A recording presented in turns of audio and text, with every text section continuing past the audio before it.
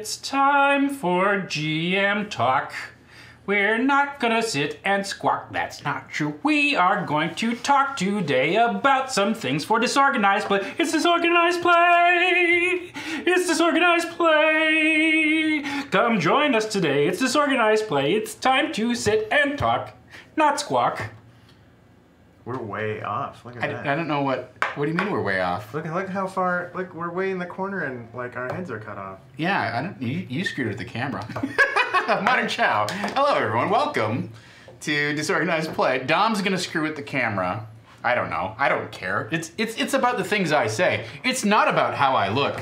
You can tell that because I don't have my Iron Man hat on today. Besides, don't we want it a little lower? I'm gonna put things down here, Dom. No, because you know I can always do this. Boop, zoop, neep, doop, doop.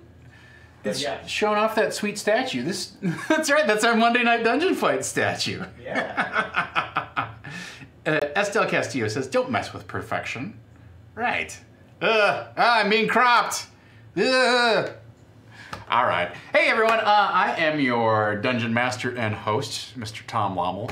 Every Wednesday, I run a game of Dungeons & Dragons here on Saving Throw Show, and every Tuesday we sit down and talk about it with the ghost of Dom. Ooh, I'm Dom Zook, I'm spooky and incorporeal. Yes, so that's the Buzzaloony. You're familiar with the format of the show. If you're not, welcome. I probably won't take your questions today. Sometimes I do that, but today we've got a variety of things to talk about. Let's delve in, shall we? So we're going to talk about this coming session is the season finale of the Iron Key Chronicles, which means we're not going to end the adventure, but we are going to take a little bit of a break and let the players sort of recharge their role-playing reservoirs. Although, I mean, are they depleted? I think they're limitless. By no means. We've seen that in action several times here. But we're going to take a little 4-week break and then come back in September and pick up the second half of the adventure.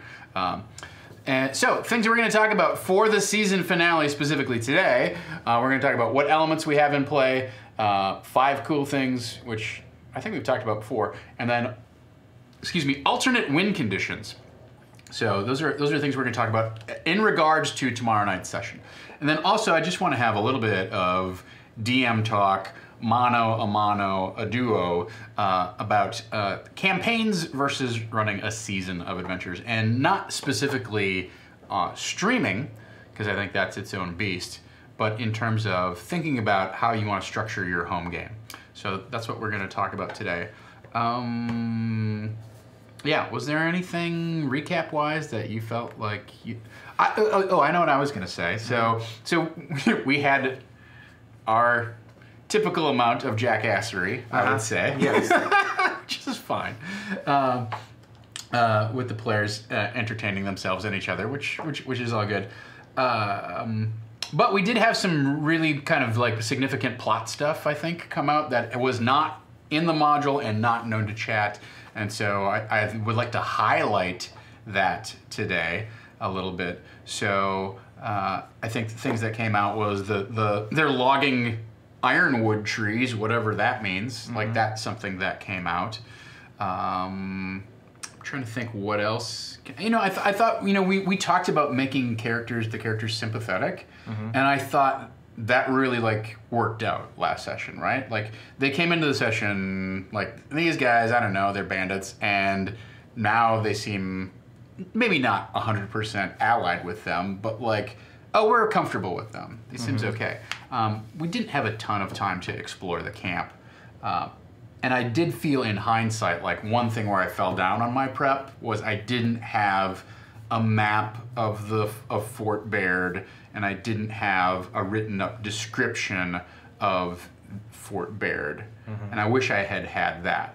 But otherwise, I felt, you know, pretty well prepped, and you know, I had some skill challenges that they could have participated in if we had more time, but I wasn't going to push the session dramatically over. We went over as it was, but right. I didn't feel bad about, let's do like, here's 3 things that you could do, you're gonna have to pick one of them because it's 10 to 11, and we don't want to go super late, right? So so I thought that was fine. I mean, I wish we would have gotten to that and given everybody kind of a different chance to interact with the skill challenges, but you know, we always say you're going to come to the table prepared with something that you need to be willing to just throw it away, and that was one of those things. And we had, you know, amazing donations to get Havana to DM a session. So I thought the dramatic turn of slaying the Minotaur and then its blood drizzles out and then that weird blood shadow forms. I thought that was a great place to cliffhanger it and made for a really like oh shit moment. And that was not something that was not in the can. That was not, you know, oh, this is going to happen either way. That was a really big reveal that I was sitting on. Because, so in the original module, right, in When a Star Falls, they have this thing where there's this shadow assassin who follows the party and tries to take one of them out, you know, when they're camping. And I wanted to incorporate that element, but not necessarily in this exact same way. And so he was one of those elements that I was like, this can be deployed at some point. And so to have it be triggered as an unlock seemed like a perfect fit, right? But yeah, we'll definitely have Havana back on Disorganized Play to talk about like prepping her session and what does she want, what system does she want to run, and what does she think about it and whatnot. Like, yeah, I think that'll be fun to have like let's prepare and talk about it, as well as a let's do a little post-mortem on it, right? So I thought that was a great place to cliffhanger it. Like I was particularly proud of that moment. That's all I got from the recap. I don't know if there's anything, if there was any other elements that popped up that was new information. You know, they're logging. Oh, and then there's some guy called the Clicker, or at least that was the nickname for him, who's buying all of this ironwood. And Amy's like, "What is he building? I want to know what he's building." Right. You know, that was important too. Someone in chat, I forget who, but was like, "What? They're logging ironwood? Ironwood's a real tree." Right? And I was like, there are a lot of real world things that are in D&D. Yeah. It happens. I didn't know that. So, you know, canon for me is ironwood is not a real tree. It's a magical tree. I have a very specific idea about what ironwood is, but that will kind of to be revealed. Right. So, they were very upset that we got real world into their D&D. Oops, sorry. Ironwood is also dragon poop. That's the canon now. Wow. All right. So those are all the things that are in mind. So coming into tonight or tomorrow night's session, we have you know, the circumstances such as they stand is. It was also interesting because I managed to bleed Alton of some of his battle maneuvers, right? So now we're going into this big. Some sort of big bloodbath fight or something, and he's not at full power. Everybody else is, but he's not, which is that's all fine too. But I kind of wish that one of the ideas, because I figured there would be, I wasn't sure what I would do for the finale. I didn't know if there would be a fight or not, but I do want to kind of like starve them of resources a little bit. So I thought maybe the skill challenges would have done that too, but we didn't get there. That's fine. So. So the circumstances are they're the Minotaurs who are sort of drunk and ornery and distrustful of magic. I thought that was like fun and interesting, like world painting. Yeah. And so they're upset, right? And clearly one of them is a shaman, right? And she was doing something under her cloak while they were having their duel. So that was happening. We've got the loggers. One of them, I think it was pretty clear that Baird, Solomon Baird himself, is a wizard, right? Yeah, I described him as having wizard's robes. And then you've got Garen Vance, Glass-Eyed Jack / Glass-Eyed Jack, who is a noteworthy fighter. So those are sort of our big named NPCs, and nobody else is really interesting, right? Nobody else really matters. But so we know that we've got. You know, geography-wise, they're in the fort. There are these skill challenges that have been set up by the Minotaurs. The Minotaurs are very angry. There's this blood demon thing that just drained the blood out of his main kind of like major domo there or whatever. Wraith 42, I love the idea that glass-eyed Jack, both of his eyes are glass. Yeah. And he's blindfolded. That makes sense. That's amazing. I love that idea. So, and we don't know what's going to happen with the loggers, and we don't know what's, I assume that the Minotaurs are going to fight someone or something, God knows what, right? So let's dive in and talk about the actual elements in play. There were some things that were unlocked via the donation ladder last week, which we need to pay forward because we ran out of time, right? So I'll make a little list here.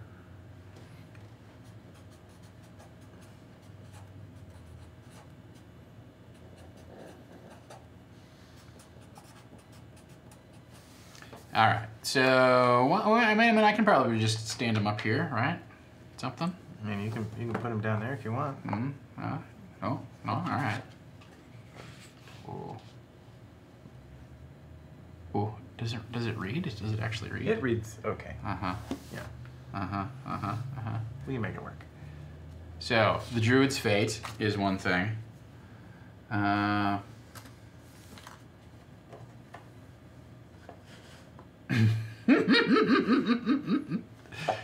But isn't it going to have to be more over this way? Sure. Yeah.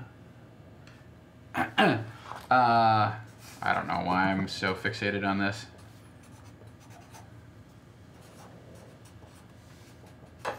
Guys, this is what we do on saving throw. We just we make things happen. This is key with dice to trays. This is key to disorganized play. Where's this supposed to go? I don't even know what you're doing with that. All right. Okay. Here's the way that this is going to go down. So there's three things that are elements in play, right? There's clues about the Druid's fate. They learn a major clue about the Druid's fate. They meet an ally or an old friend, and the fairies arrive and plunge the scene into chaos in some way, shape, or form, right? So those are the three main things. Now, I think it behooves us to keep in mind that it may be difficult to incorporate all of these things into a combat. As I've said before, combat is notoriously one of the most difficult parts of the game to reveal information, right? It is largely an exercise in mechanics and flexing your character's stats and various abilities, and not so much a vehicle for dispensing or explicating the plot, which is fine. I would say a challenge that I would place before you, that I place before myself here, is when designing a combat, especially a big marquee, we want this is the season finale, so we want this to like play with some weight and have some stakes and some juice to it. I would challenge you to try to find a way to incorporate things that would reveal something about the plot into the combat. How might that work?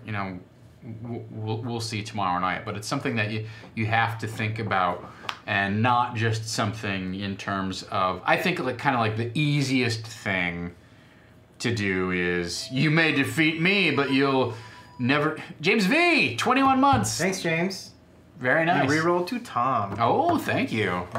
Mark that down. Write that down. Yeah. I mean, I'm not going to remember it, so you better write it down. I better write it down. All right. Thank you, James. Thank you. Nice to see you. Yeah. Rerolls. Tom.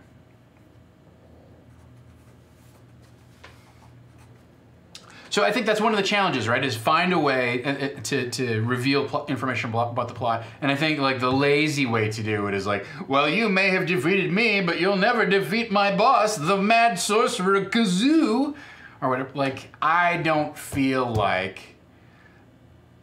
feel like that's so like on the nose, so implausible, so beat you over the head with, here's the next part of your quest. it is so blunt and lacks finesse that I would not use that particular method myself, or at least very rarely would I use that, right? So I think that's a tool that you may reach for, like, oh, I want to reveal some information here. I'm going to have the big bad guy monologue while we're fighting. I'm not saying don't use it. I'm saying it's an easy tool to reach for, and therefore turn the challenge up a notch. You know, yeah. As pointed out, you can definitely, like, you can use it every once in a while, or use it however fits in your game, right? Like maybe you're playing like a super cartoony game, or maybe you're playing a game of Toon, whatever it is. And in that case, if it fits the genre and style, or like your player's investment in the in the plot of the game, then fine, go for it. You may flip it a little bit and go and turn it into an offer.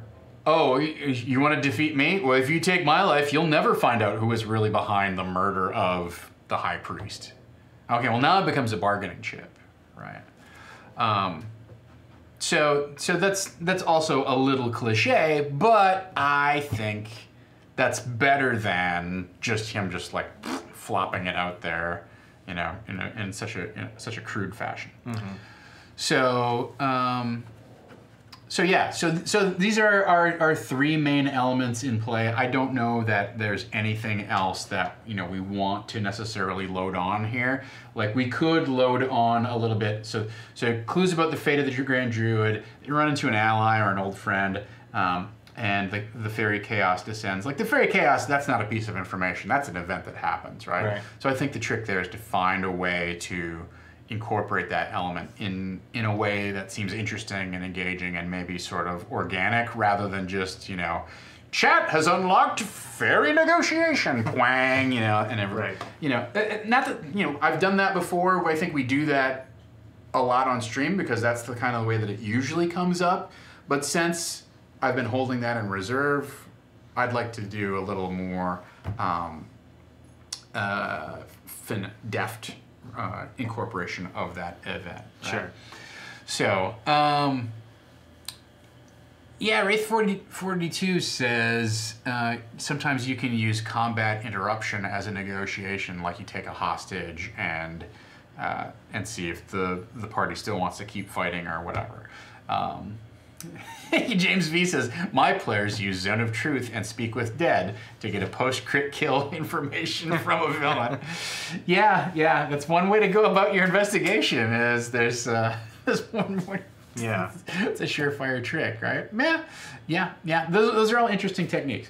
I think the only other things that we could put in play in terms of information yet to be revealed, we could probably get some more information, I don't know, about Clicker maybe, about Derwith, the druid that they're trying to visit. You know, we could potentially foreshadow something else that's coming down the road or whatever. But, you know, now we're just sort of coming up with a menu of options so that we can pick one or two that we would try and reveal in the course of this fight. I don't know that those are all elements. I'm basically just giving you kind of like my quick plot radar off the top of my head of elements that are coming down the pipe that I might want to foreshadow in this fight. But I'm not super concerned about that. Right. I'm concerned more about the event of the combat and what really is going to make it memorable and engaging, right? Which brings us to our next topic, which is 5 cool things, right? So we have talked about this previously, just not that long ago, honestly, about giving your bad guy different abilities that trigger on different rounds, right? So if you think of a stat block as presented, a monster is a giant pool of hit points and 1 or 2 cool abilities. And the idea here is that you take that giant pool of hit points and you turn it into little bundles, and each bundle turns into a cool thing that happens when that bundle of hit points is expended, right? So it might be round 1, he trips off the ritual that transfers souls in between the various members of the party. This is going back to the example that we used in the Tower of the Heavens, right? Sure. And then when that bag of hit points is expended, the next thing might be he has an attack where, you know, stars shoot out of his eyes and they burn holes into, you know, everybody's, you know, like a super magic missile attack that affects everybody. Like it might be an area attack. And bundle 3 might be some sort of defensive thing where he develops a shadow mirror image thing that would protect him. And the last thing might be some sort of like either super attack when he goes down, or it might be some sort of defensive thing where he heals by drawing blood out of somebody or whatever. So that's the idea. And it doesn't have to be my one character is a bag of, you know, 5 parcels of hit points, right? It could be that the fight is a giant pool of hit points, and when you do X amount of damage, yeah, Wraith 42 says Mike Merles was talking about a very similar concept, that they give monsters basically 3 things to do because they assume combat is only going to go 3 rounds. So yeah, this is the same concept, except I figure a boss battle, a centerpiece combat is going to go more than 3 rounds, right? But you don't, you know, the other thing is you don't have to consider this on a per monster basis. You can say, all right, I've got all of my minions, I've got my main big bad guy, that totals up to 150 hit points. When they've done 30 points of damage, a minion dies and this thing goes off. When they do up to 60 points of damage, the bad guy takes a scratch, one of the minions dies, and this happens or whatever, right? So you can tune these abilities really on an encounter basis and not just on this monster has this ability, right? So now with this in mind, like I think we all understand, I think I've explained the basic concept. I would like to do actually a little collaborative brainstorming with everyone to say, given the elements that we have in play, we have a couple of badass minotaurs, well, we have 10 minotaurs, right? We have, one of the minotaurs is a shaman, one of them is a chief, we know that. And we have this blood demon in play, and we also have the loggers and the skill challenges and stuff like that. So I'd like to, like with your help, like let's brainstorm not necessarily just 5 things, but I'm gonna like just kind of keep a running tally from chat and then sort of pick and choose and modify things so that you all have some input into some of the things that are going to happen in the fight tomorrow night. Like I've already put some thought into what might happen, right? But I would love to have your insights from your side of the screen on, okay, well, what would be some cool things? And now, keep in mind, I do not have stats for this blood shadow thing, right? Christian Linky says that one of the Minotaur shaman could transform into Minoton from Sinbad and the Eye of the Tiger.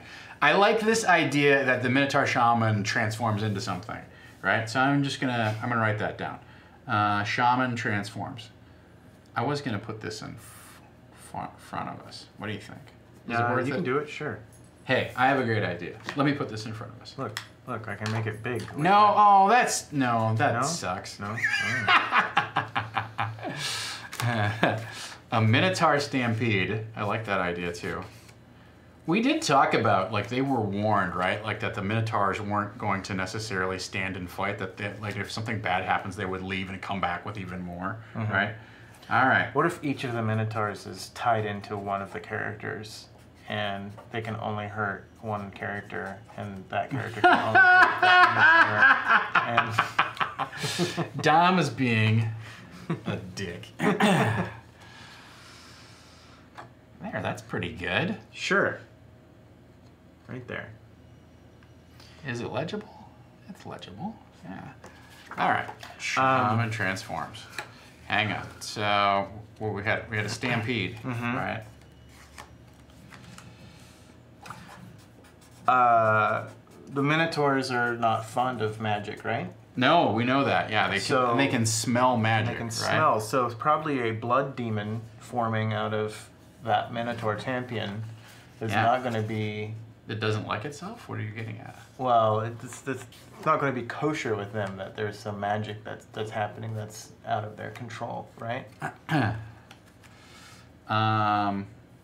Warduke versus Warduke. What is this? The D&D cartoon? They brought up the D&D cartoon for some reason. I'm not sure. Minion transforms. Oh, I see. Boink, nink, donk, donk, donk.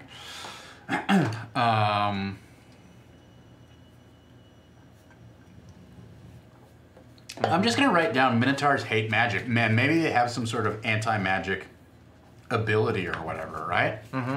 So let's just mark that down.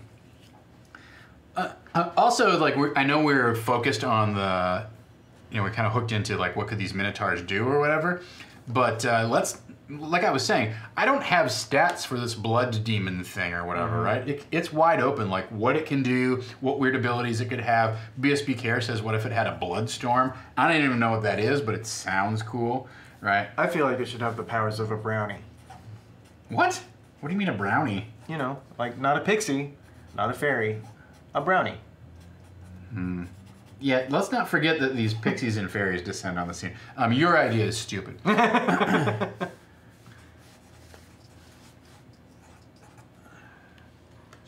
I see. Quest for the Heartstone. I ran that adventure once. Not here on stream. A long time ago, back in the days. Yes. There we go. I used to have Warduke, the action figure. Oh, a red cap. That's a good one. I have a Warduke at home, and I have the Nightmare like that he rides too. Yeah. All right. Okay. So I like this idea. Vile fairies. Oh, you like if I said vile fay, you would have been fine, but me saying brownie, that is brownies are stupid. I don't think nobody disagrees, right? Brownies are stupid. Red caps are cool, as Christian Linky pointed out. Red caps are cool, but brownies are dumb. Yeah.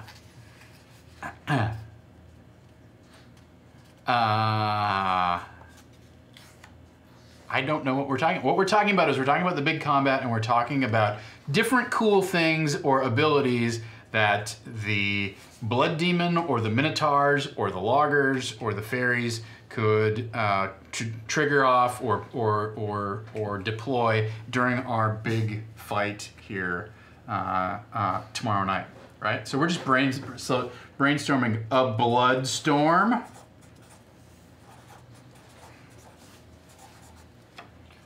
Whatever that is. Oh, look at that. I'm really good at the internet. So, environmental challenges, I'm absolutely open to hearing those things. Like I said, we've got these skill challenge areas. We're in the middle of this tree. We've got the silver mist of the forest. There's definitely stuff in the environment, and I want to use the environment in a way. Red cap NATO. just the fairies circling around biting everyone. Ugh. Mean locks, huh? Mean locks. I'm not sure how to incorporate mean locks. Yeah. Blood rage.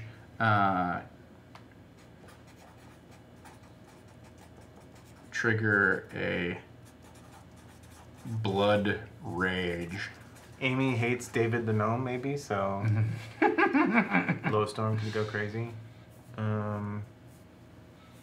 Inhabit the corpse.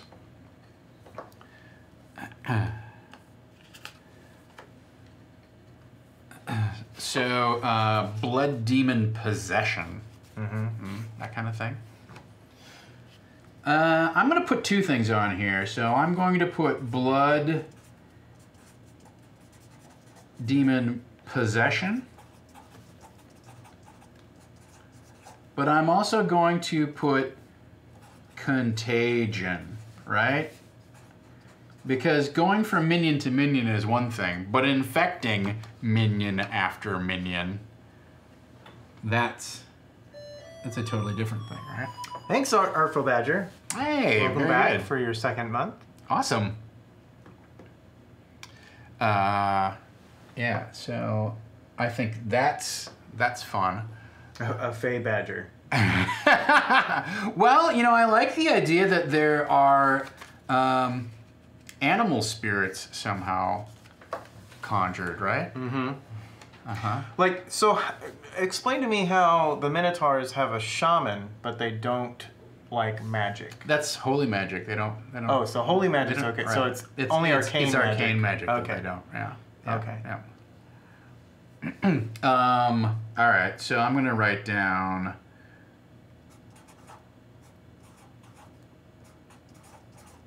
Blood equals power. Mm-hmm. Or power up.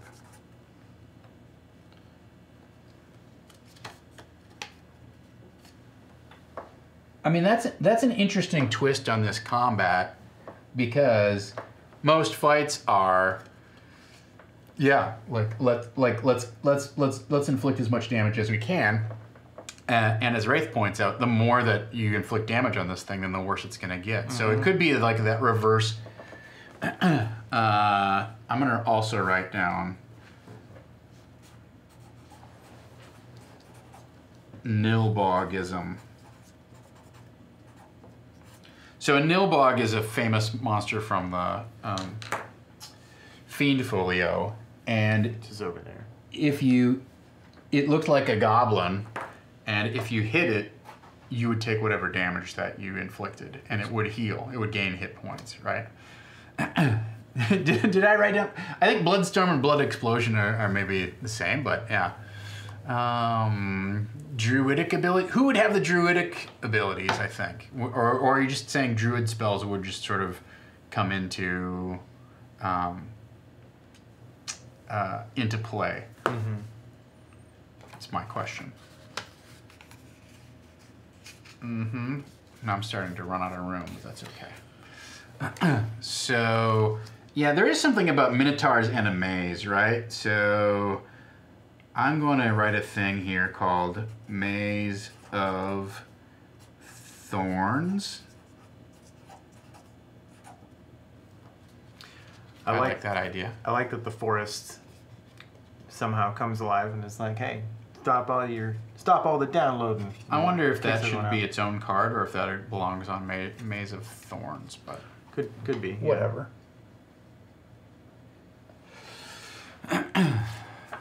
I'm going to combine that with animal spirits, right? Vengeful forest / animal spirits. Mm-hmm.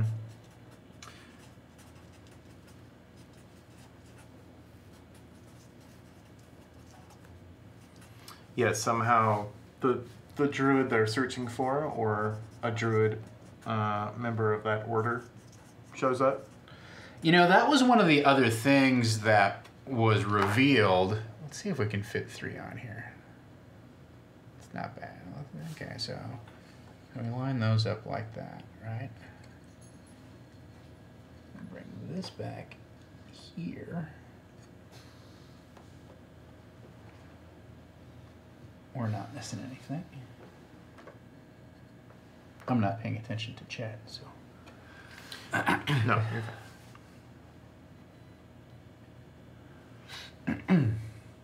Yeah, that was the thing. Is somebody said the druid's name, right? And the owls showed up, right? Mm-hmm. And the night before they got there, Badger, was just saying his name over and over, and the owl came over and he gave it like a rat or whatever, and then it flew away, right?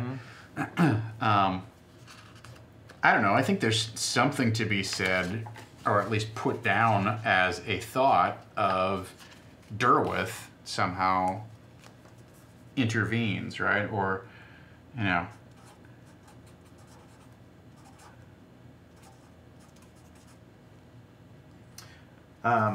Yeah, got it. Thank you. Artful Badger gives Havana their reroll. Thank you, Artful Badger. Good thinking.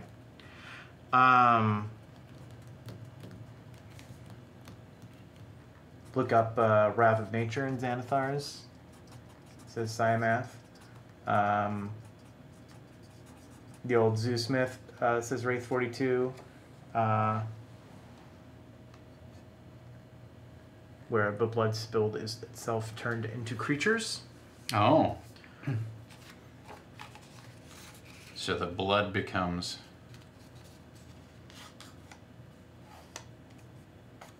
But that could just be the red caps.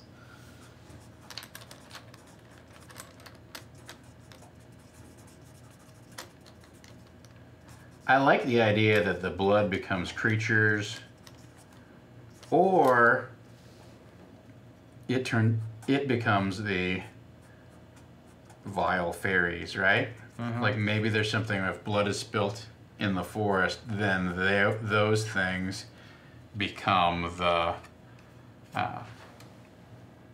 they become little, you know, gross, kind of like little gross things.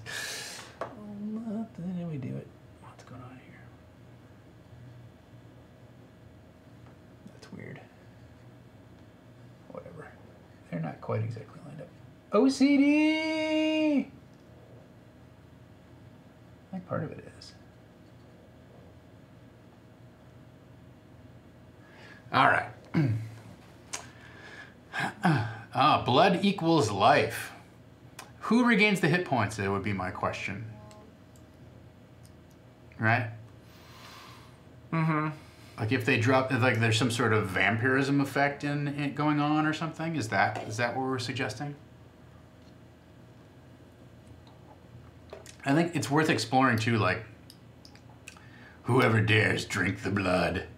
Oh, what if the blood just turns into these little kind of spirit creatures that like waddle around, and if you pick one up and absorb it, it heals you or whatever. Yeah, something. If they're drenched in it or they stand in it or something. Yeah. Yeah, red caps has really been a popular one today, right? Mm-hmm. Just a pool of blood. No biggie. Oh, well, I'm trying to think. Let's put two more things on the board here, and I want to kind of consider some things that the blood demon itself could do that would be like an attack or a special ability or something like that. That's not just sort of like, that would be like a special thing where you'd be like, oh yeah, and now and this happens. Right. Right? So, you know, I like the idea of the contagion or the transferring like from person to person, because keep in mind too that originally it came from Alton's shadow, so we can tie in some sort of shadow theme to this. Mm. We could also tie something into potentially. Oh no, not Alton's shadow. It came from Lurg's shadow. Right. Yeah. So we could tie something into Lurg or Alton or something like that. Right. That's also something to consider. I don't know, I like the idea of like just the blood spirits or something like that. I like the idea that it steals shadows, and we have infection as a contagion thing.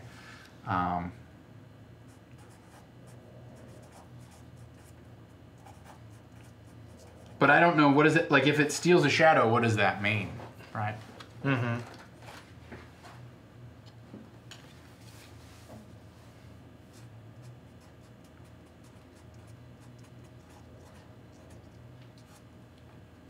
Like, we haven't really seen this thing attack. So what does it attack? Does it have an ability that's a signature thing? After something? Or is it merely just manifesting? Right. Not sure what the answer is there. No. I mean, I could see... is it a parasite? It can't act on its own, or an area of effect attacks are always great, right?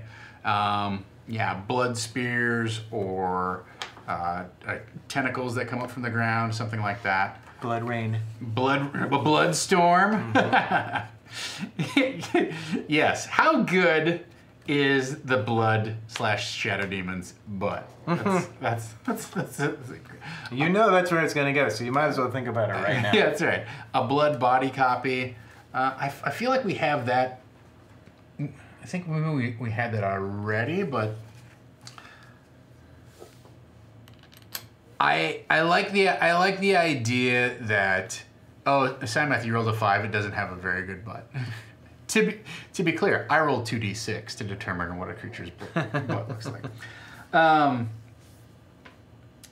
I think we need to do something where it can.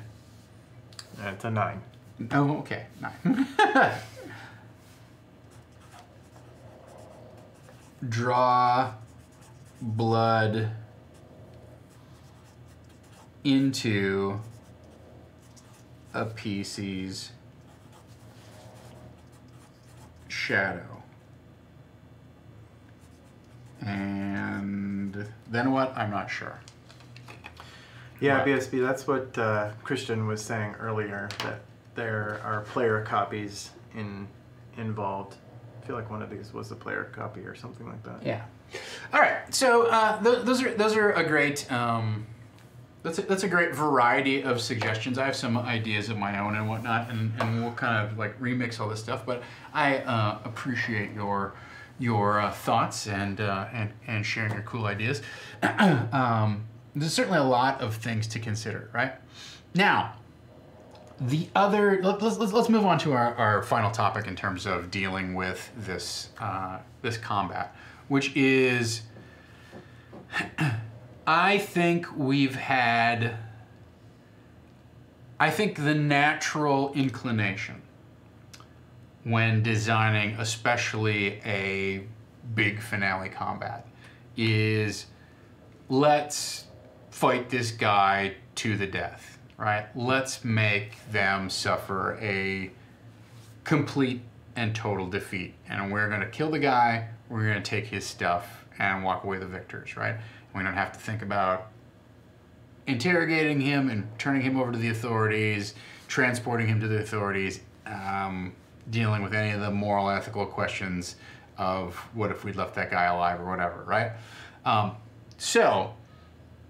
That's fine, but I want to talk about some alternate win conditions. So in other words, this really kind of changes the dynamic of the combat design from, okay, how do we make this combat and this defeat basically like this act of violence as cool as possible, right? And if we consider alternate win conditions, now we can start to think about ways that the situation, the scenario can evolve that doesn't involve pounding something with your battle axe or whatever it is, right? So let's talk about some different options in terms of what could constitute a win on the party's part. So obviously, like, the very first thing that comes to mind is a surrender of some kind, right? I don't know how like useful that is in terms of this particular scenario. Who's going to surrender to whom? Is the blood demon going to surrender? Is the shaman going to surrender? The flip side of that is to force someone to flee, right? So maybe a win condition is like, let's just get the Minotaurs out of the camp, or let's get the blood demon out of the camp. Mm-hmm. That's really our goal and our purpose here. So drive off the hostile forces. Maybe if you can't defeat them, drive them off and gain some sanctuary for at least gain respite for at least a short amount of time. Some other thoughts in terms of what would be a win condition here. What if I could gain an ally, right? So what if through the party's act of heroism, maybe they don't defeat the shadow demon creature, but they gain the respect of the Minotaurs? Mm-hmm. Okay, that would be that. Now that becomes an interesting fight, right? Like that almost kind of combines both things of, we have to have this combat thing. We need to defeat a creature, but you don't have to defeat all the creatures, right? Because I think going into this thing, I certainly assumed, and I think it's reasonable that the players and everyone else is probably assuming that, well, we're going to have to fight this blood demon thing and these Minotaurs. Right. Fuck.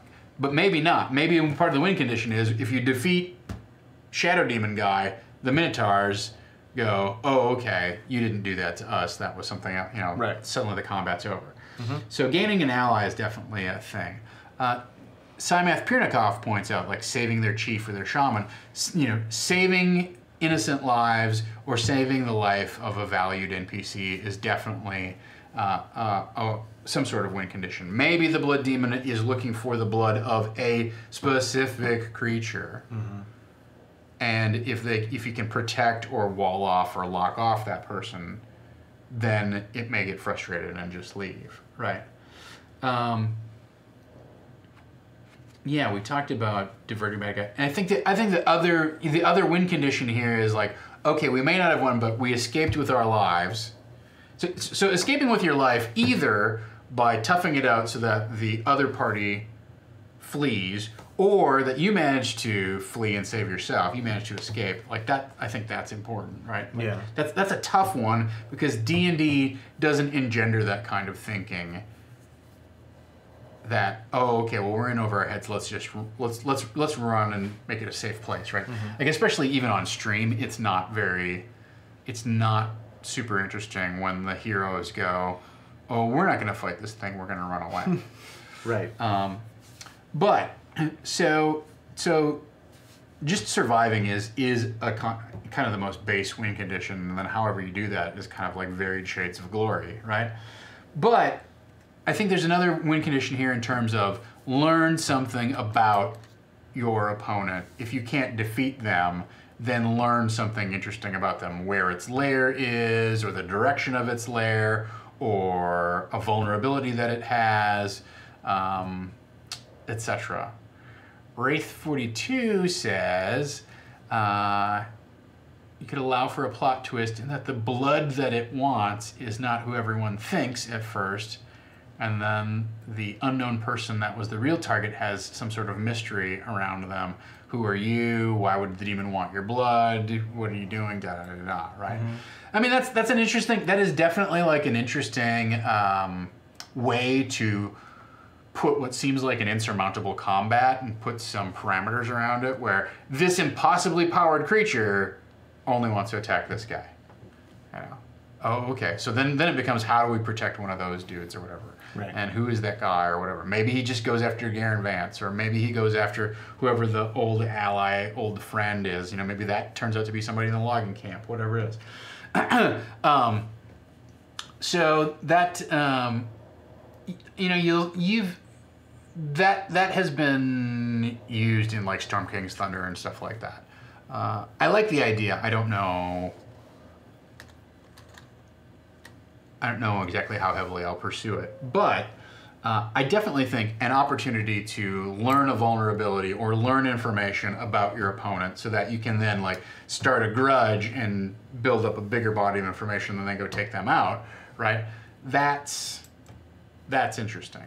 And that's what I would put that on as a challenge to my other stuff of, okay, you want to learn a clue about the fate of the druid, you want to, you know, introduce an ally or an old friend or whatever, why not introduce this as, you know, a vulnerability or the direction of its lair or whatever. That can also be something that you can incorporate as information to be revealed within the combat part of our challenge, right? I think if you go back and look at my talk on random encounters, some of what we're talking about here is figuring out, okay, we're having a combat, but what's really the purpose of this combat? What's the purpose of this encounter? Reveal information, foreshadow something, raise the stakes, get the party into more trouble, etc. Right? Those are all things that I think you can somewhat ignore in a big finale boss fight type of situation, but if you can kind of like double load the punch of the encounter by adding that stuff in, why not? Right? Yeah. Maybe this random person that the blood demon is attacking is someone who's destined to be the next great druid, and they don't even know that they have the ability to achieve that. Yeah. That's an interesting prospect. I think the tricky part is most of the first season here has been we have this ride along innocent who sometimes helps us and who we generally have to protect and whatnot. And I think it creates another situation of, oh, we have to now protect or groom this person.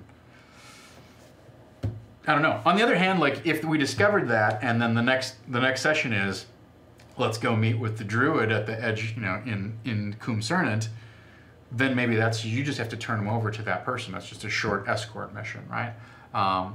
But yeah, it's a possibility. I worry that it puts a lot of focus on the oftentimes faceless NPC who the party has to protect. Mm-hmm. Or the flip side of that is the super annoying NPC that the party has to protect. Sure. You'll see this type of mission in Curse of Strahd too, where you have this NPC that you have to protect from Strahd. Right. Which like when I was playing, I was like, you're on your own. All right. Why doesn't Strahd kill us and just take that person? Mm-hmm. But that was me. Obviously, we don't have to have that kind of situation. The circumstances are the same here. It's an interesting idea. I do agree with BSB Care that I would want to limit that to just like one session or whatever. I'm also a little concerned that it would introduce another level of plot, a new plot element that might be more than the party can, like, more of a cognitive load than they're ready to deal with, right? Because I feel like they've just gotten on to, we want to find the Grand Druid, we want to find these fairies, we've met these loggers, there's this clicker guy, we got to go see this Grand Druid, there's a star that's fallen. They're juggling a lot of things in their head. So to add another thing that they feel responsible for mm-hmm. is going to kind of just blow things away, right? So something to think about. All right, so those are alternate win conditions. You get the guy to surrender, gain an ally from somebody, just plain escape and survive, or drive them off, force them to flee, divert them away from whatever they want, save innocent lives, and then learn either a vulnerability or a piece of information or something, relevant and important in the process of all the aforementioned, right? So I think what's nice about this is suddenly it changes the fight from just a fight into, wait, there's something else going on here, and your tactics can't be so straightforward. Now, I will caution you that if you decide to do this stuff, like, oh, you've got to do so what we're talking about with these alternate win conditions is we're talking about really a scenario where the bad guy is so powerful that the players should realize in short order that they can't defeat that bad guy with their standard tactics, mm-hmm. right? So that means you need to hit him over the head with the clue bat really fast on the amount of destruction that's happening. That's one thing. And then secondly, I would say that it's very important to give them a lot of dynamic elements location-wise that they can manipulate and use either defensively or offensively, right? So we have these contests and things like that, but so could they knock the pillar that's been erected? Could they knock that over on somebody, or could they climb up on it and use it to their advantage somehow? Or could they, roll a wagon and use it as something that gives them cover from the streams of, the blood spears that are shooting out or whatever. Right.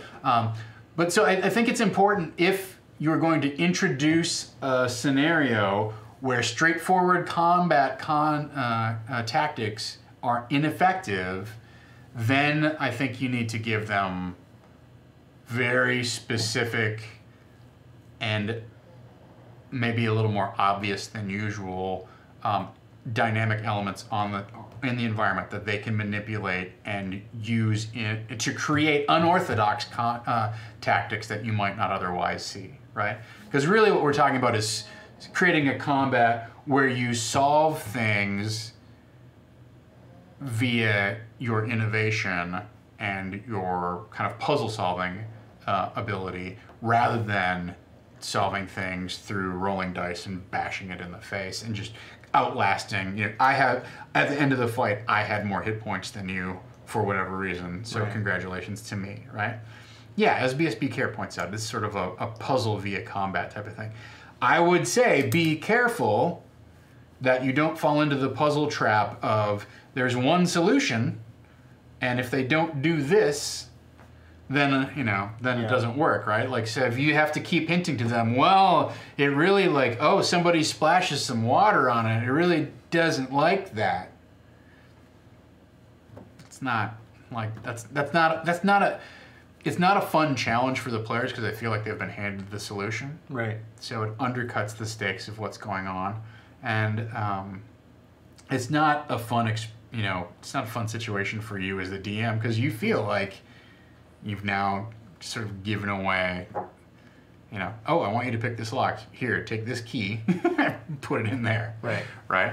Right. So that's just my advice is if we're going to create a situation where you can't defeat this creature through straight combat, that it essentially becomes a problem-solving encounter rather than a knife-wielding encounter, then you've got to add extra detail on what's available in terms of what can the party manipulate then? What can they turn to? Because if their abilities have been denied, if the sword in their hand is useless, they need to be able to look around and go, oh, maybe that cask of oil can help me out, or there's a blazing campfire here, or there's a water tower, or whatever it is, right? Stump-O-Matic says, am I remembering correctly, was a stone hedge type of thing created before the ceremony, and you could make it so that the innate magic of the hedge blocks blood magic, and a spot check sees that none of the blood rain or whatever falls inside the formation. They did create some stone circles where these skill challenges were to take place, and we could arguably say that the blood magic wouldn't work in there. Part of the problem is that this combat started inside one of these circles. Right. Right? So it kind of breaks the logic of the scenario. Now we could say, oh, the shadow blood demon can't escape the circle that it's in. That's true. But then I think that becomes like, so if it can't do that, then Alton leaves the circle. Everyone leaves the circle. And that's the end of the end of the combat. Unless that is supposed to be the end of the combat, and now the question is, what do you do with this blood demon thing that's trapped inside of this circle? Right. How do you raise the stakes on that where it begins lashing at the ground and the rocks begin moving or whatever, something? Yeah, Alton gets possessed. That could be interesting, right? Yeah.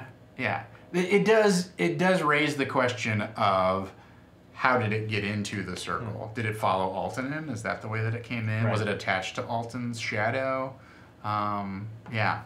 It's an interesting concept to explore. I don't know if where we're starting, if that's where it's going to, if it's going to be able to convey this idea.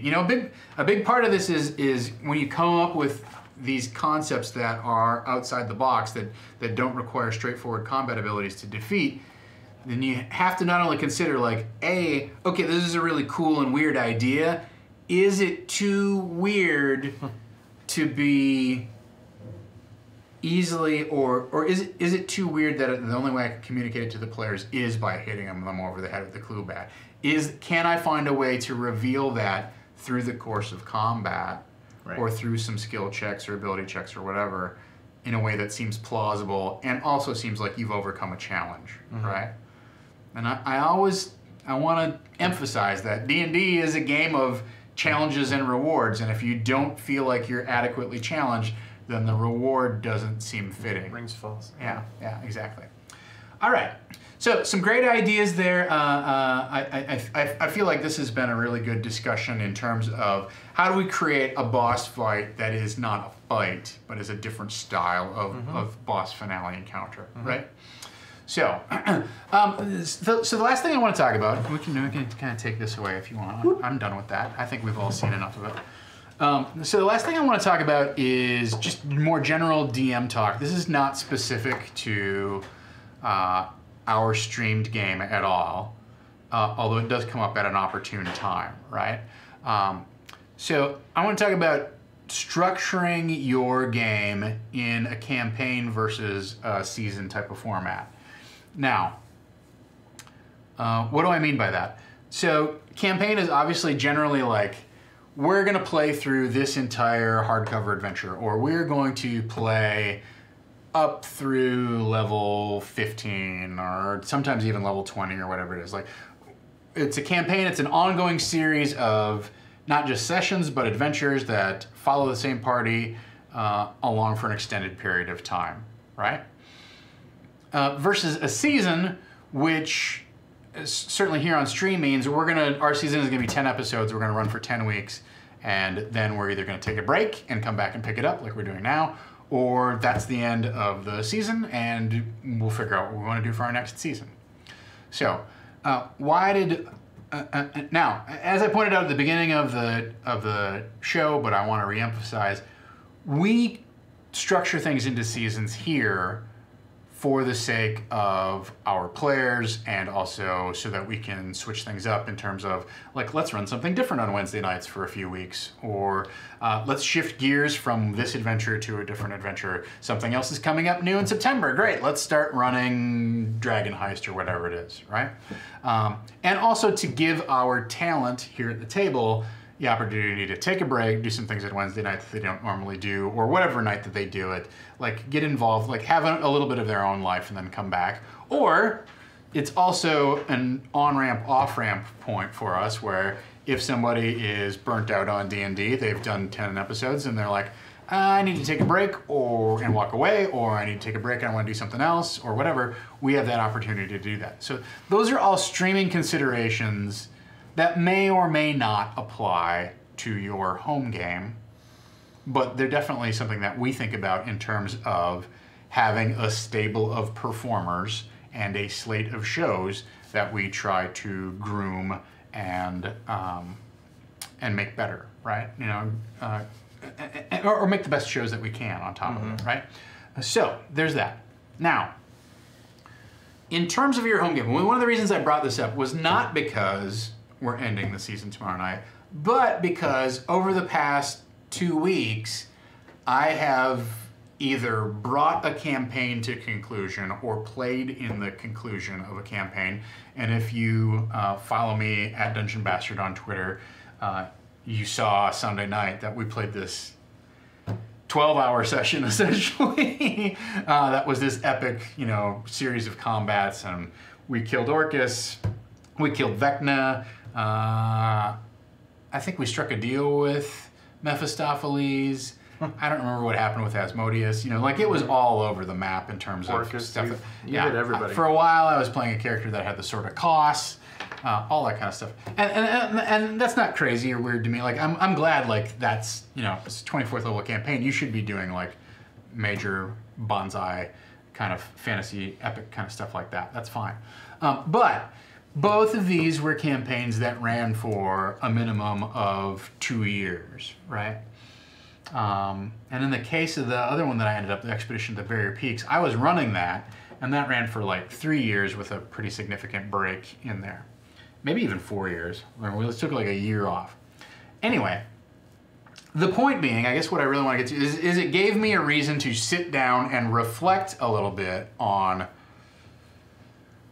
what do I, like, why am I doing this? Is there a different way to set this up? And also like, okay, now that this is over, what do I want next, right? What is it? Because as soon as the campaign ended, even like once you find out that this is the campaign finale, everybody starts asking, okay, what's next? What campaign are we running next?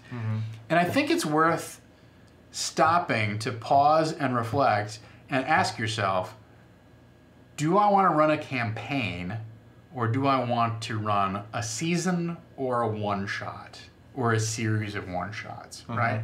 because I think I think we carry a lot of baggage from D&D, like from the early days of D&D.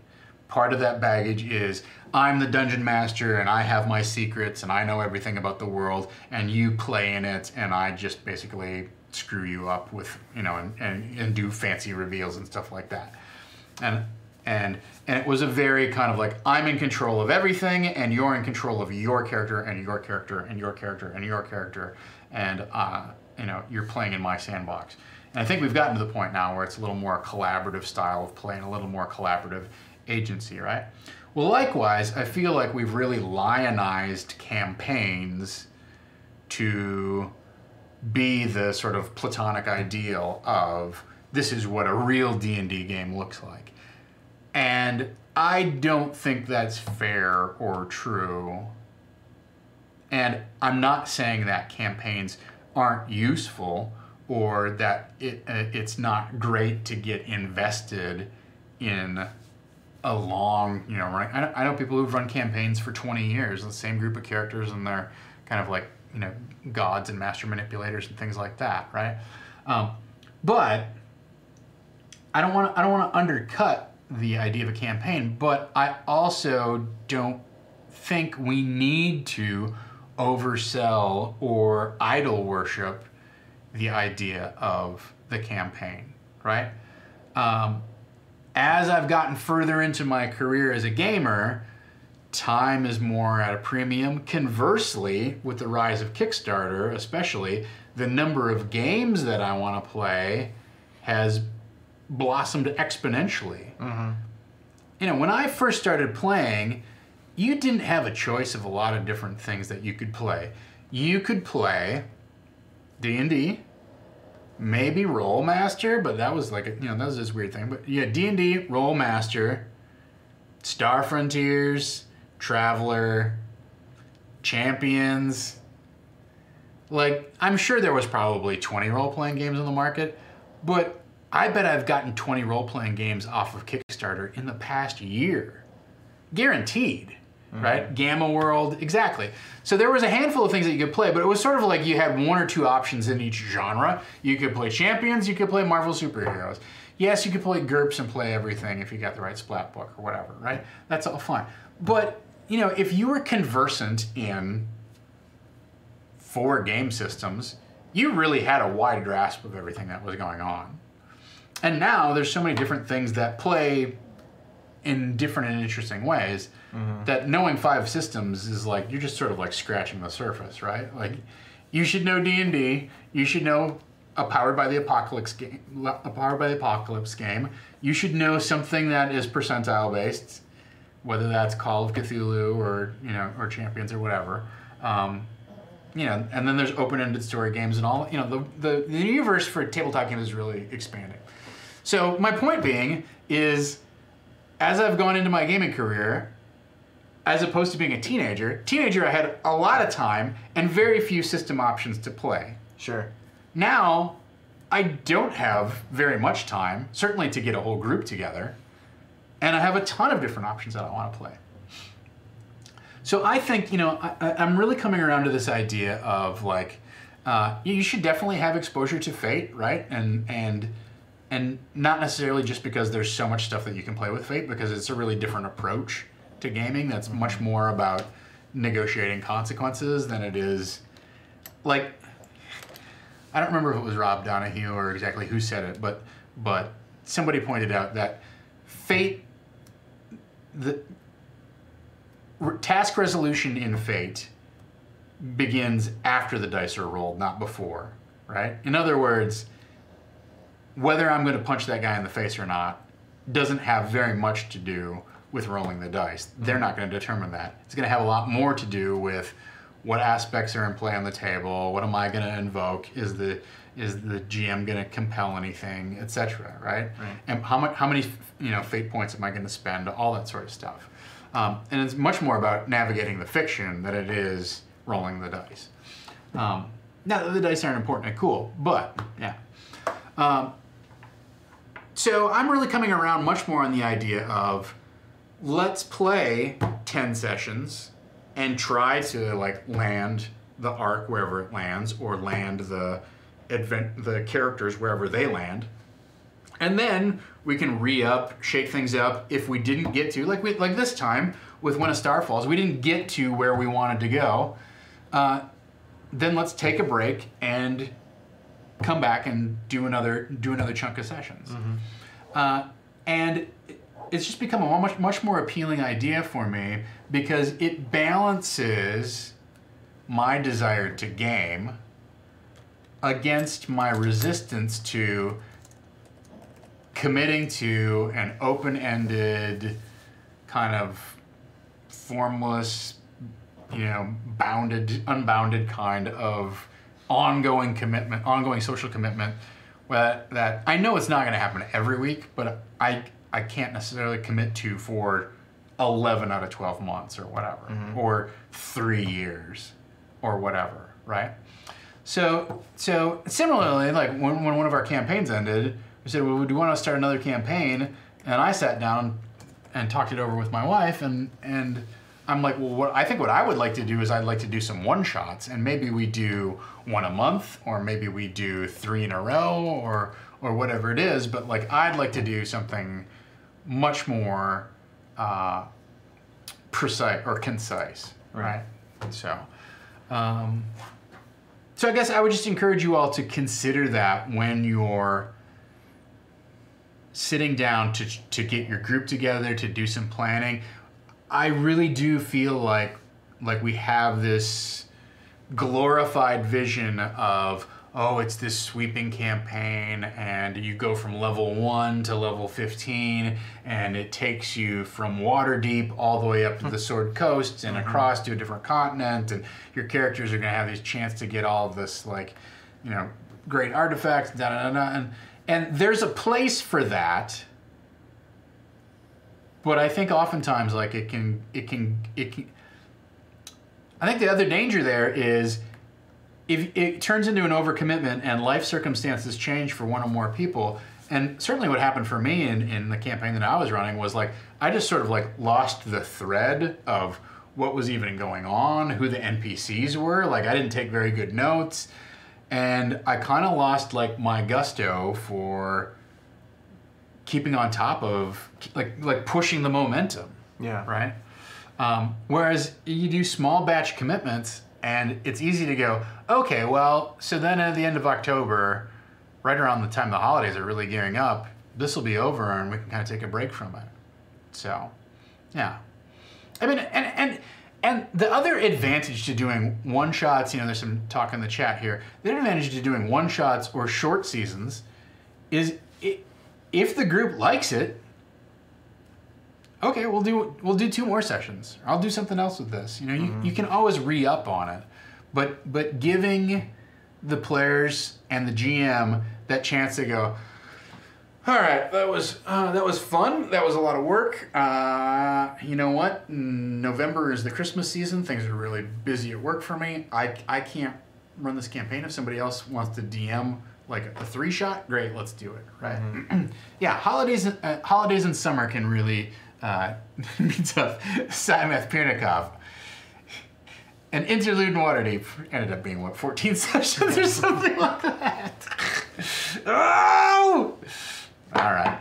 So, yeah, that's all. I mean, I want you to think you can either drop them in as little refreshing breaks between a campaign, or just think about using that as the framework for your campaign. And I think now that serialized television has really kind of come into bloom and kind of come into maturity, like, everybody thinks about this stuff in terms of, or it's a familiar idiom to them of, like, we're going to have a season of X, Y, and Z, and this is going to be our meta plot for this season, or whatever.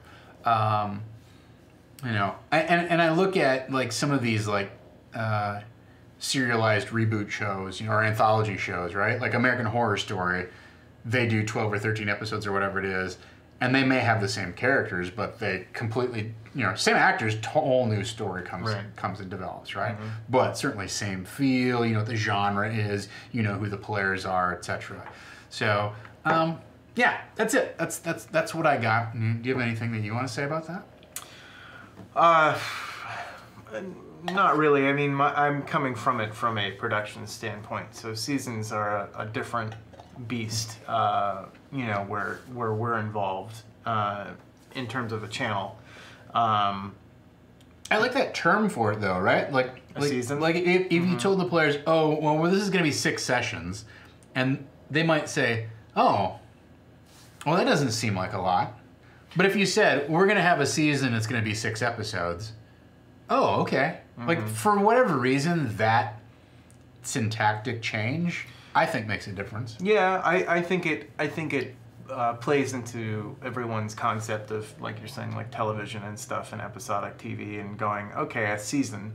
I understand that. That makes sense. Whereas it might be more of an abstract to tell them it's going to be 5 or 6 episodes or 5 or 6 sessions, you know. Right. But that's just why actual plays won the Diana Jones Award. I think that these things are seeping into gameplay more than anyone thinks. The terms are certainly getting deeper into that. So yeah, I you know, for us, we tend to run things. Whenever a new show comes up or a potential new show, we tend to look at it in 3 different ways: a one-off, a 3-parter, and then a season. And that season can be, you know, anything from 8 to 12 episodes usually. Right. So, and I tend to run my stuff on the shorter side. You know, the 8. I shoot for the 8, really. Shoot for the 8, hit the 16.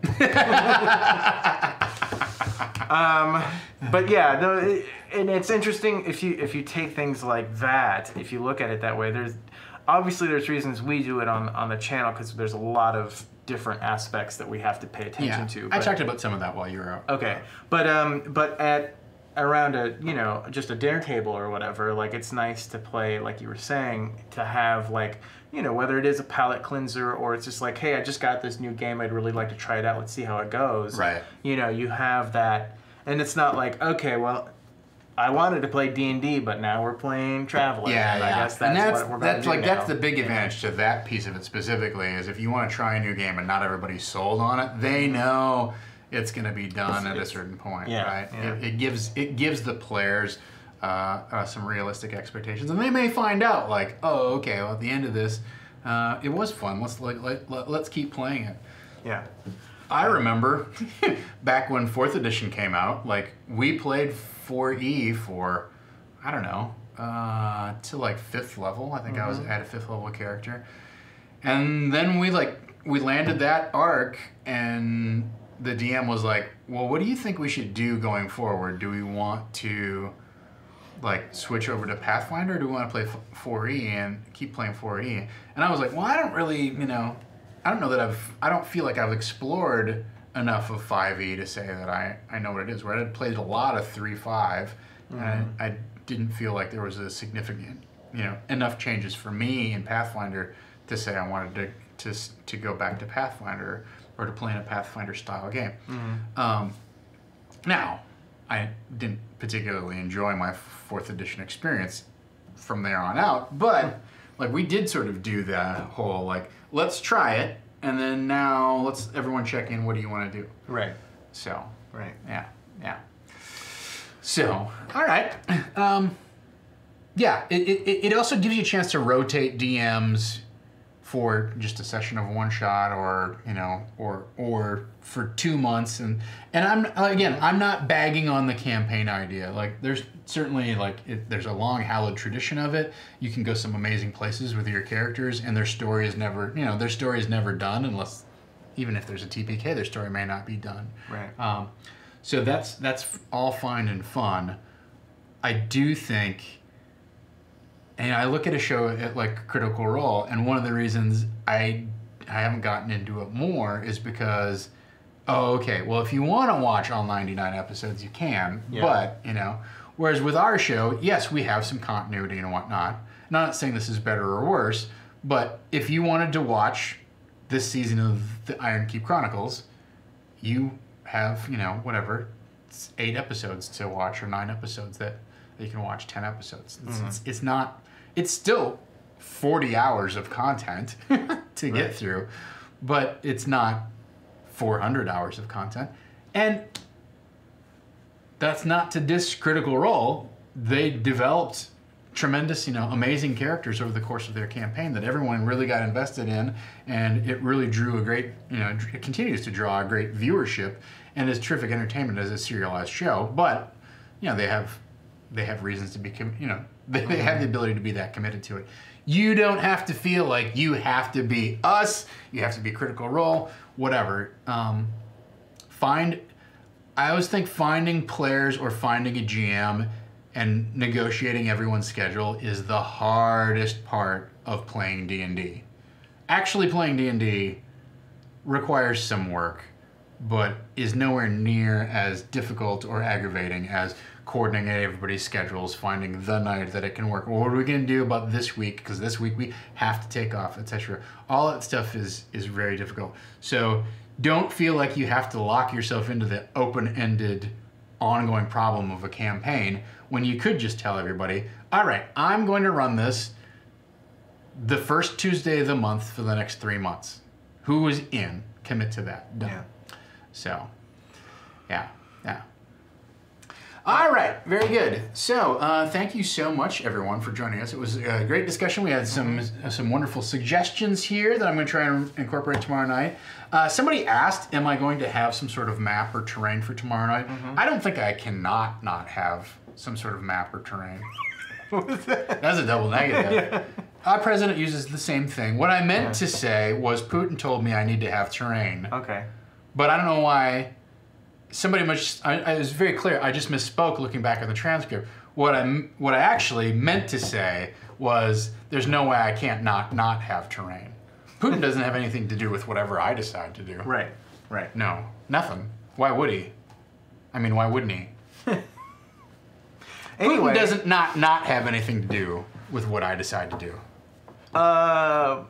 Modern Chow asked if we had thoughts on Saturday's game, which was our game with Mark Morrison from Campaign Coins and was the Call of Cthulhu one shot that we did called Low V Turn, which is part of the... What's a low V turn? Is that like a low G turn, like you're in space and yes. You ride your rocket scooter around? Yes. And it fits in the Reign of Terror scenario that Mark and Penelope Love and some other folks put together, and Penny and Mark wrote this Love Etern, and yeah, I don't know. I had fun with it. There, I don't know. There's not a whole lot to talk about, I think, with it. I wish there had been a better way for me to dress up, because I really pulled some very marginal choices out of my costume closet, and like I was happy when I found the vest and the medal, because I was like, that's great. Yeah. I was somewhat disappointed that no one asked me what I was spinning in my hand the entire time. So. I mean, I saw it. I just thought, okay, he's got a lighter. No, it was supposed to be a little. Like I think it was a pillbox originally. Oh, okay. It was either a pillbox or a snuff box. And I had decided I was going to have this character thing where I like took pinches of snuff the entire time. And then I never did it, and then I started looking for opportunities to do it, and I never found one that I liked. So I was like, well, I'm just going to play with this thing the entire time. Yeah. So that's what I thought was your charher's thing, was spinning a little thing. I'm just a spinner guy. I'm spinning guy. You're a fidget spinner. Now I want to just erase that part of the video entirely. We can change it in post. But yeah, thanks to you guys for tuning in for that. It was a lot of fun. Mark's a great GM. I don't know, when are you planning to put it on the YouTubes? Soon? It's been on the YouTube. Oh, it's on YouTube. Yeah. So if you go back and watch, and you fill out the contact form at campaigncoins.com and share your favorite moment from the stream, you are entered to win a Compass Rose from Devin Rue. And I think there was something else. I think a Call of Cthulhu dice tray. Didn't he say that's what he was going to give out? Something like that. I don't remember what the second thing was. But if you contact Mark through the Campaign Coins contact form on their website, campaigncoins.com, and share your favorite moment, there will be a raffle. And I think they'll probably give away a third PDF. I'm not sure about that. We gave away a couple of PDFs during the stream. Yeah, there was one more PDF. That was, I think, going to go to one of the mobsters, if I remember right. Yeah, Someone that's right. Yeah, he was going to pick somebody who was watching live. Yeah, so he's reviewing the video on Twitch, and he'll let me know who he wants to send one to. So it'll be someone who was part of the mob live, and then 2 of them went to subscribers that subscribed at the time, and then he wanted something special for the YouTube folks. So if you're watching this on YouTube, for people who couldn't tune in live, because we have people who are on the East Coast, and because we have an international audience, and I believe it was either August 20th or August 21st. Whatever H.P. Lovecraft's birthday is, August 20th. August 20th. That's your last chance to enter. Yeah. That combing thing, so I will say that I have not played a lot of Call of Cthulhu, unlike Jordan Caves Callerman, right? Who played a lot of Black Bag. I haven't played a ton of it, and so I struggled a little bit with. You're supposed to do the thing you're not supposed to do. Right, yeah. In a way. I saw, her sitting there combing her hair and talking kind of to herself and or talking to me.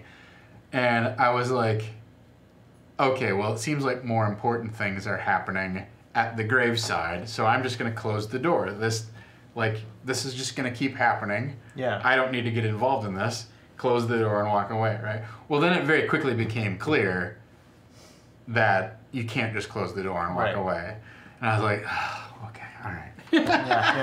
But it turned into this great, and then when I turned around and embraced it, then I think, it turned into this wonderful moment that Simon Pirnikov points out of seeing, there should be a contact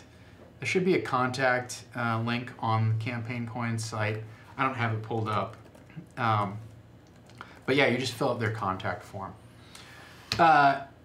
So then of course the game really kind of sparked to life, right? Or that scene sparked to life where I'm combing and singing and leading this weird corpse lady through the streets and whatnot. So that was a struggle for me. Also, not having played, I really wasn't quite sure of how much should I squat on my luck. Right. Right? I had 60 luck, and there were a number of times where I could have spent 15 luck to make a roll, but I wasn't sure, well, then I'd only have 45 left. How much do I need, to keep, how much do I need to keep in reserve just in case there's something that I really want to happen? And sometimes, I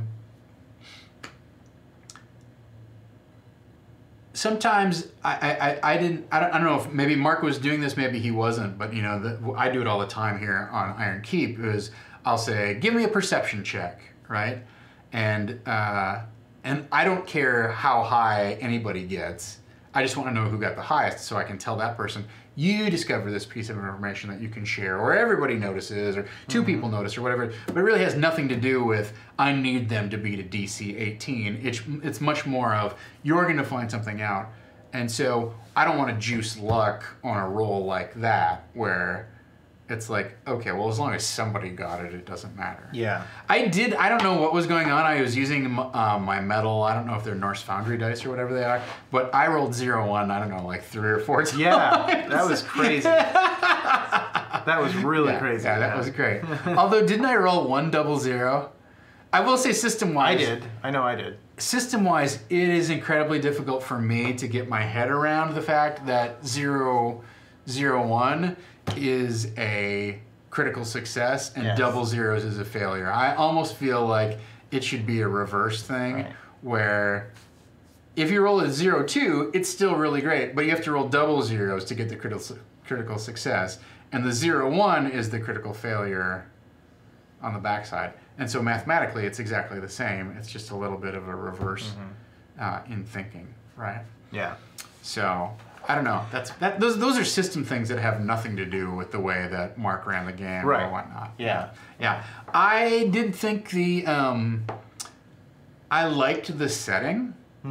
I thought that was really way more interesting than your standard Call of Cthulhu stuff, in my opinion, where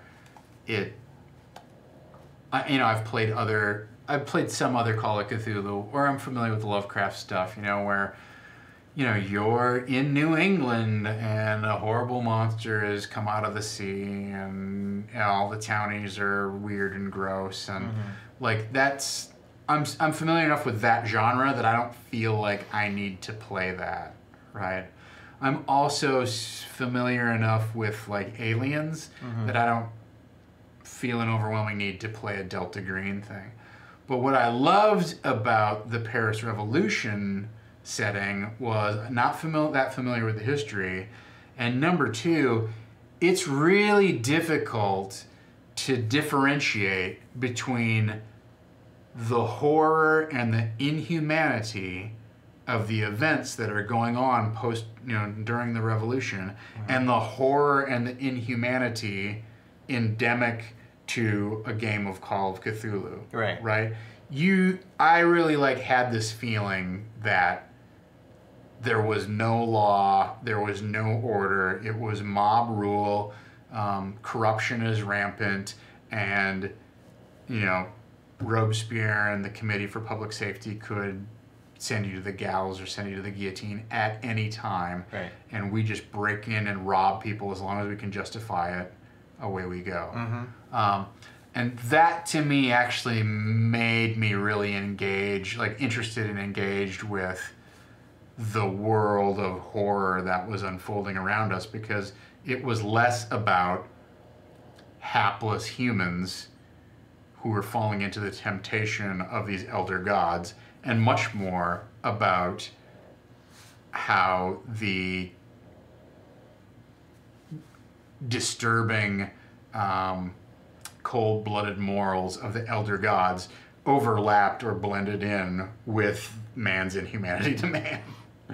So I really liked. I didn't think I would. I was not like, the French Revolution, yay! Like that was not where I was when I walked into the room. I wasn't against it, but it wasn't something where I was a student of the genre or the time, right? And felt like, oh yeah, great, I got all these things I want to try. And so it was a voyage of discovery for me, and I really appreciated where the premise of the fiction and the facts of the history intersected in that thing. Yeah, I would have loved to pursue more of... Oh, you found it. Okay, never mind. I will stop looking for it. Well, for anyone else looking for it. Yeah, share for our friends in the chat. Post it in chat. So it was Saturday night at 8. It's about 4 hours, so... Yeah.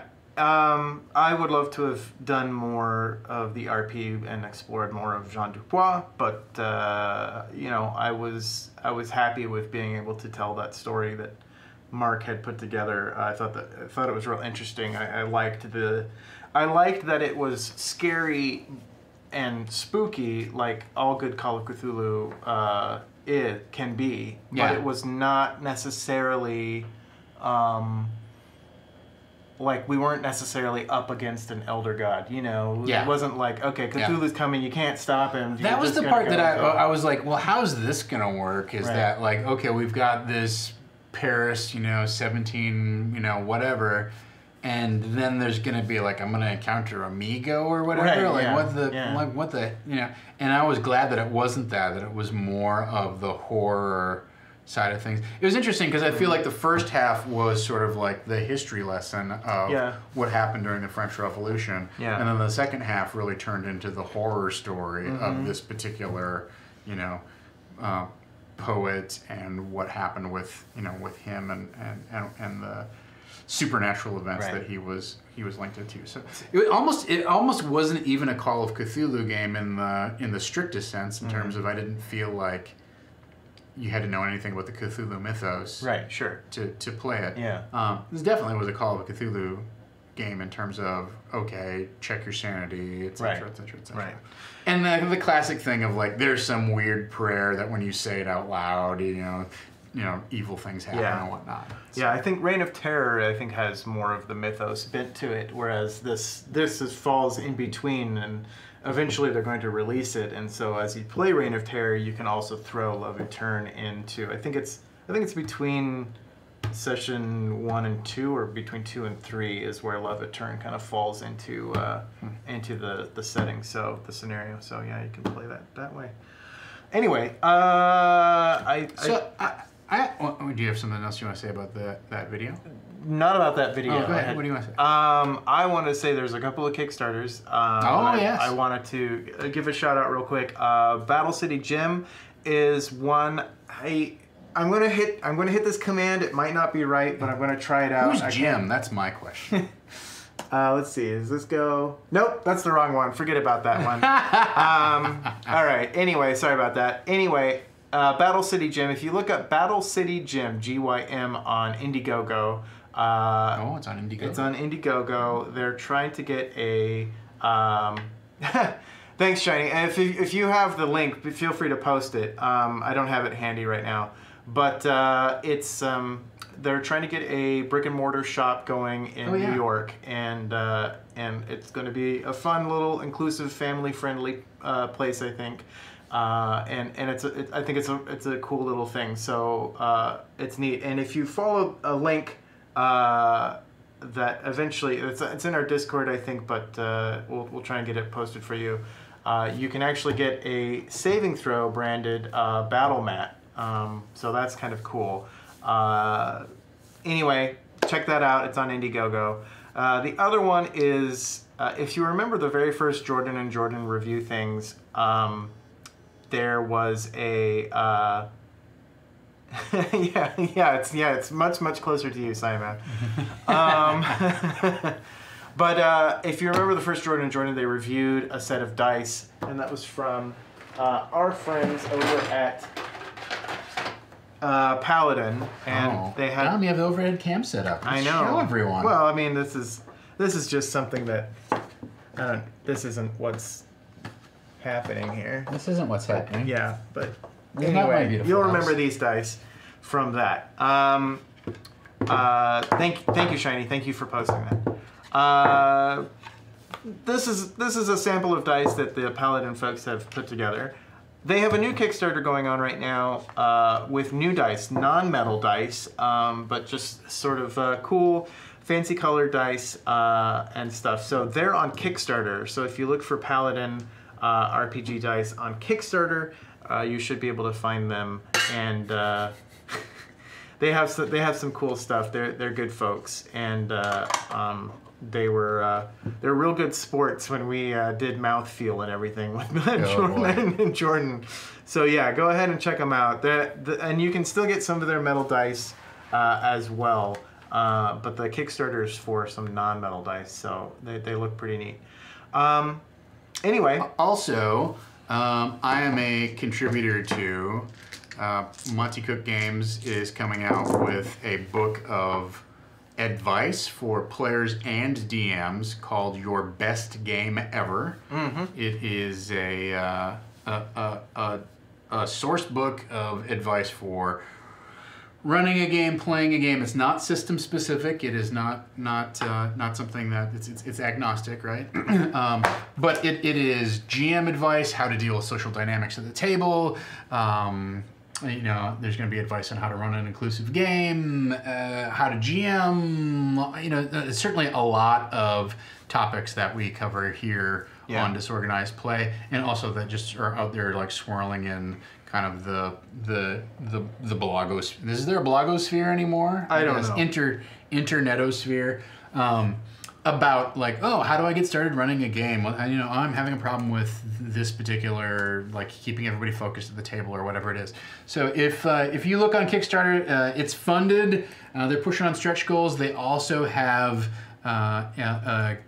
it's sort of a bifurcated Kickstarter, so you can just get that book or just get that PDF, or they're going to take those principles and whatnot and then apply them to an expanded version of the Cypher system. So they're going to do like a Rev 2 of the Cypher system core book, and then they're going to do genre-specific expansions for sci-fi, for like zombie horror, and then it looks like if they push to the next stretch goal, they're going to do a heroic fantasy, a classic, swords and sorcery style of expansion using the Cypher system, right?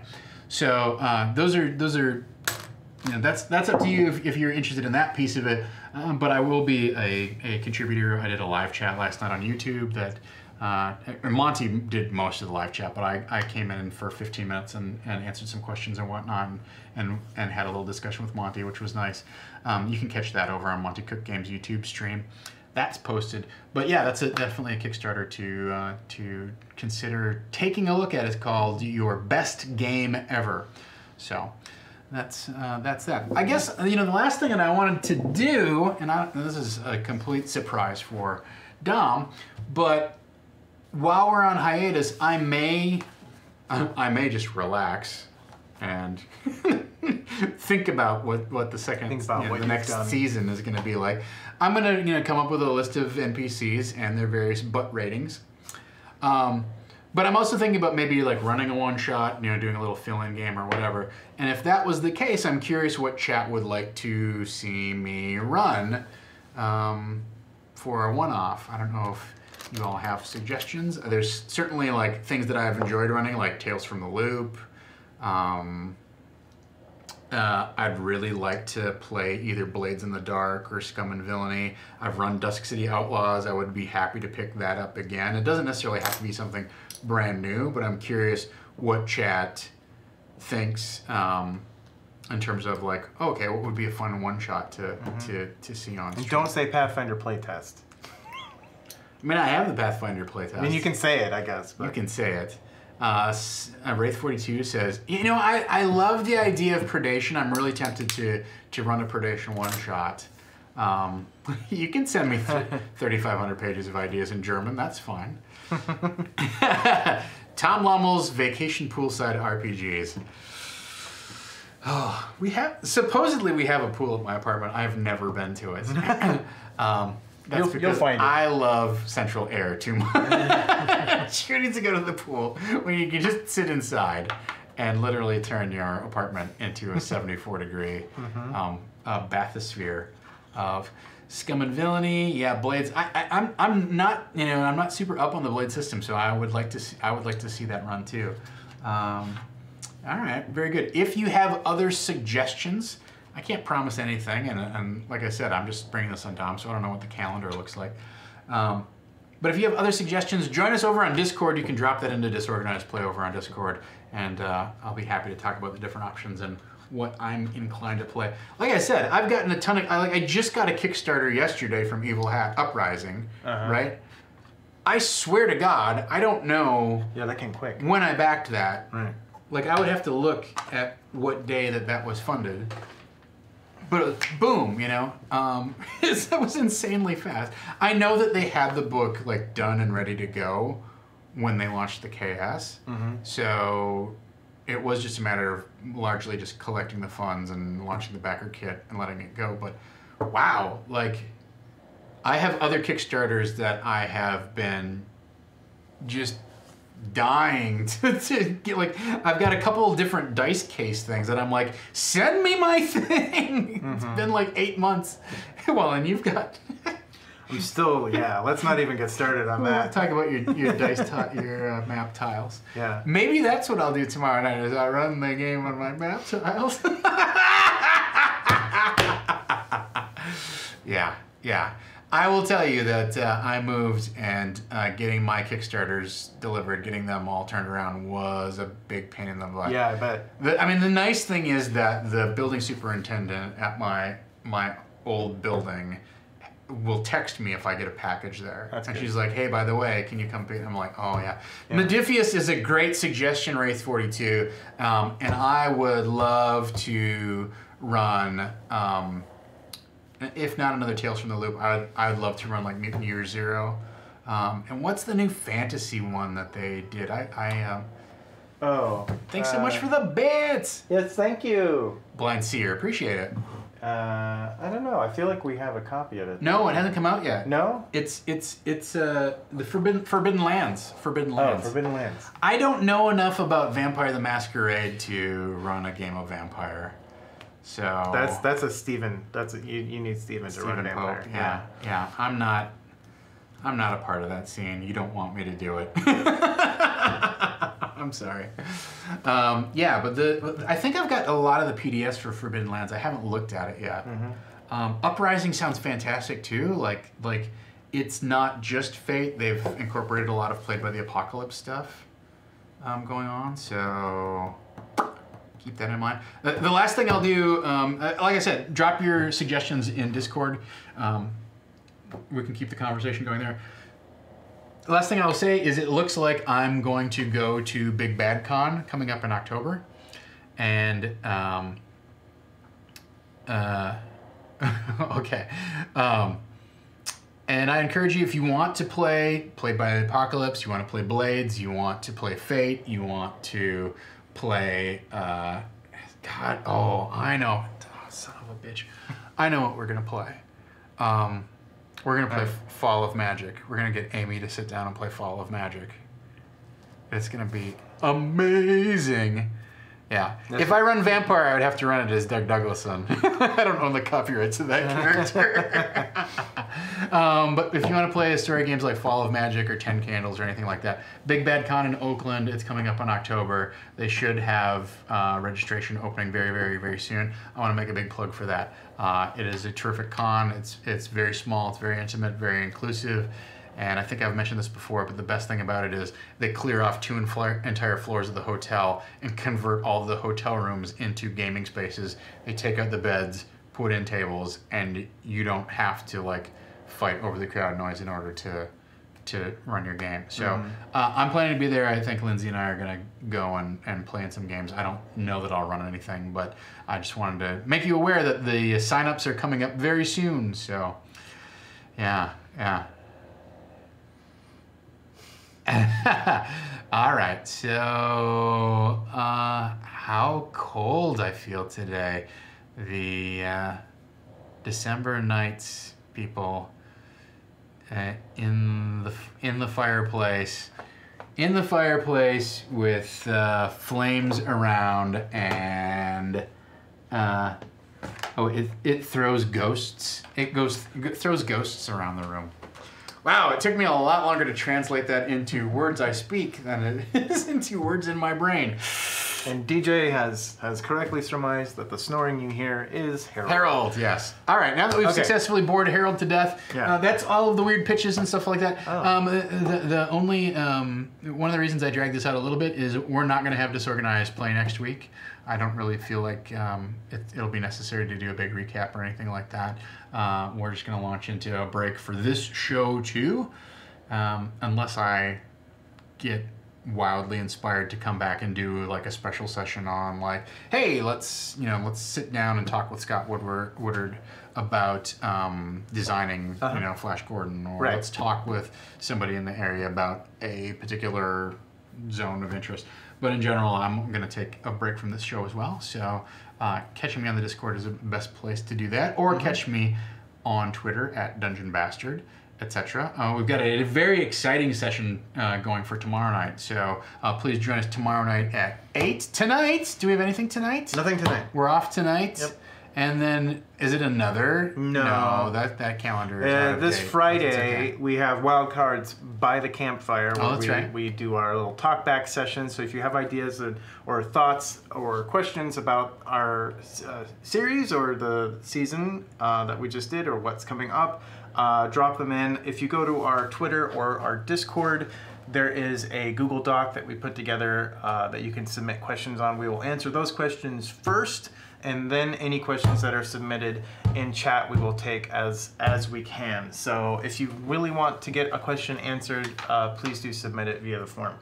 That's that. And then Sunday at 1 o'clock, we are doing Gosh Darn Fiasco with with the double clicks. Oh, they're all going to be here. All going to be here. Oh, nice. Yep. Both double clicks, and Rich will be here, and a couple of guests. So that'll be fun. That's at 1 o'clock on Sunday Pacific time, and then 5 o'clock we do part 2 of our Hitchhikers sessions with Tempting Fate. So first one. Which GM is Rick Budd again? He's not America's GM. That's David Crennan. He's not Glendale's GM. Isn't that Jordan Cave's Caliber? Yeah, he might be like, was it North Hollywood's GM? North Hollywood's GM. That used to be me. Yeah. Yes. You were Valley Village. Yeah. Valley Village. That's technically North Hollywood. Not Let's anymore. be honest. The Republicans have Valley Village was. We're pretending we're not North Hollywood and considering ourselves to be more of Studio City. Okay. Los Angeles snobbery at play for everyone. Whatever. Take the 134 to the 5. No, you take the 134 to the 170 and you get off at either the Burbank or the Oxnard exit, and then you're in Valley Village. So those are the things that are going on. Yep, it's true. Why do I feel like there was one other thing that was not on the schedule that we need to plug, but I don't know what it Let's see. We hit those Kickstarters. Okay. I will be at TwitchCon, so look out for that. I'll be there in That's October. all you can say about that right now? That's all I can say about that. And we'll both be at GameholeCon. Yes. So November 7th through 10th, something like that. Something like that. We just booked our flights, right? Yeah. So that's an awesome con that Tom introduced me to, and I had a blast last year. If you can make it out to Madison, Wisconsin, in the beginning It's not months bad of in the winter, big. It's not. yeah. I have not been there when it has been like annoyingly snowing. It's been chilly and brisk. That's for sure. Yeah. Not necessarily so much during the day. It'll be windy. I love. I mean, it's great coming from Yeah. LA where it's just like 80 to 90 Yeah. to 100 Yeah. degrees all year round. It's nice to go someplace and have weather. Yeah. Madison is beautiful. The facilities are wonderful. They take over a convention center, most of a convention center. They have a terrific lineup of events. They're adding new events. Registration just kicked off on Saturday. Now, my events are all sold out in terms of games that I'm running or my GM Skills Workshop. Those are both sold out. But our streaming game still has seats available. We're going to be doing a streaming game with D&D Beyond. So you can come and sit in that. Right now, I'm scheduled to DM. We'll see how everything kind of works out. We've got some other irons in the fire. Also, the seminars that Dom and I are involved in, there's always open seating for those. Those are certainly open right now, too. So we're going to talk... I'm going to talk about random encounters. That's why random encounters suck.